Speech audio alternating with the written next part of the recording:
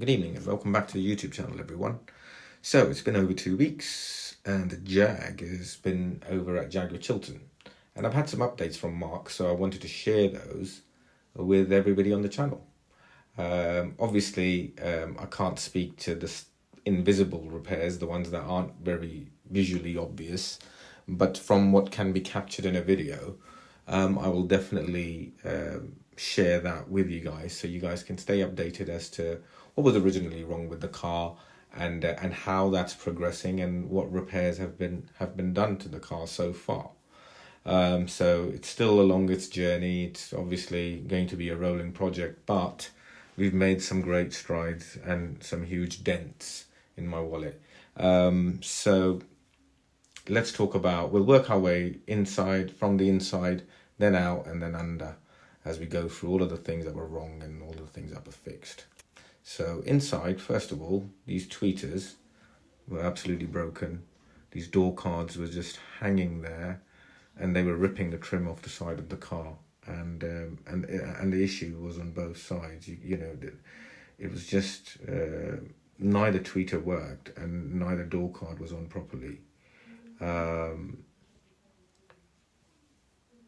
you can see that it's on properly, and the glass is secure as well. You can see that on the other side, it was that tweeter didn't work, and now you can see that we have a new tweeter there, and yeah, door card's on. Then the glove box, you may recall, this was just hanging there, and yeah, it wasn't great, but you know. We tried to repair it, but we just couldn't. We had to just replace the glove box entirely. It was just not repairable. I know if it was, Mark would have done it. Now here's the updated after. Nice and smooth. Works like it should. That's good. That's looking good. I'm pleased about that. Also, the headlining, let's not forget, £400 for that. Is no longer sagging, so that's the inside. The parcel shelf, it's just hanging there, but as you can see now, then you may remember the chrome covers on the car, and they're off, so that's much better. Thank God for that. They were on there for longer than 6 years, that much I do know. Then these rear quarter glasses, it's a common fault on X150s, they just come loose, those brackets fail, so they just slide out. Not that there was any wind noise in the cabin, it was still very quiet, so I'm surprised that they were loose, but they were loose. Mark found them, and yeah, now we can, well, we got them fixed. So the problem was on both sides, unfortunately, so I had to get both sides repaired. You know, not to mention the door card, you know, just you know, that trim just coming out, and then the door card catches it and makes it worse because that's not on properly. It's just basically a nightmare.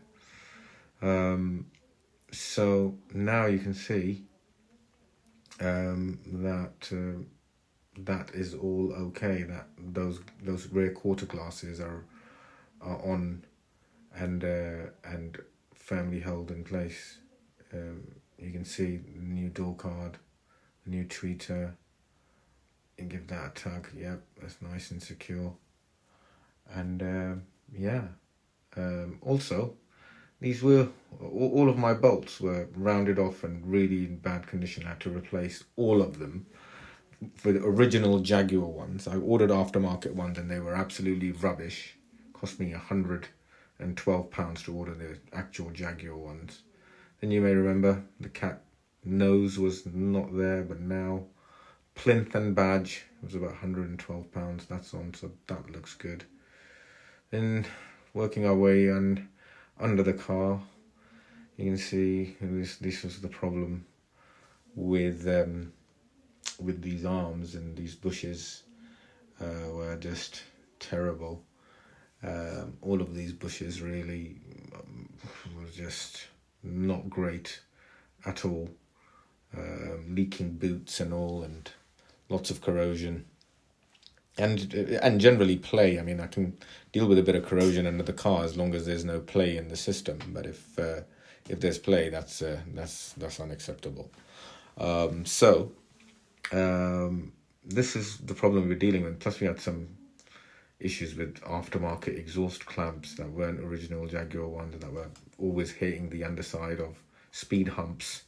And we had this stupid cross section and the center section of the exhaust taken out with those stupid clamps holding them in place, which was really annoying. Now we've got the actual the original Jag exhaust clamps that should be on there. And you can see, voila, that's where a lot of the money's gone, in these suspension components and these bushes. You can see, hopefully that gives it the right joints, and that's coming along all right. There's a lot of corrosion on the outside of that shock absorber, but I think a wire brush will do that. It's not leaking. Then you may remember we had a leaking gearbox sump, which is wet and soggy, and obviously the car's done 120,000 miles, so who knows when that was serviced. And then unfortunately we also had a cracked engine mount here, so that was not good. And now, and then just generally, that rear exhaust, there's a heat shield missing. I've got that on back order. But you can see now this underside of the car and that new engine mount, it's nice and dry. The gearbox has been serviced. The new engine mount is. So overall then, the underside of the car, I'm a lot happier with. I've got a proper OEM exhaust system, and I've got a lot of my bushes replaced. So no play in the actual suspension now, and I've got the right fixtures and fittings under the car, so I'm happy with the underside of the car for now. Funny thing, when I told my friend about a bill, I said to him, it's a huge bill, and he said, well, why don't we start a GoFundMe page, and let's name the GoFundMe page because it's green. So perhaps maybe I wouldn't have paid that money for this car if it wasn't in that color, but it really does make a difference, and the color does play tricks on you and grows on you.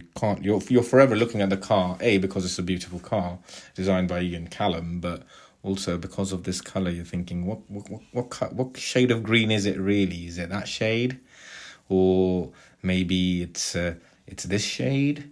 Or maybe this is the true color, or so it just plays tricks on your eyes that you just are forever looking at it, and I'm really pleased with the way the improvements are coming along this car.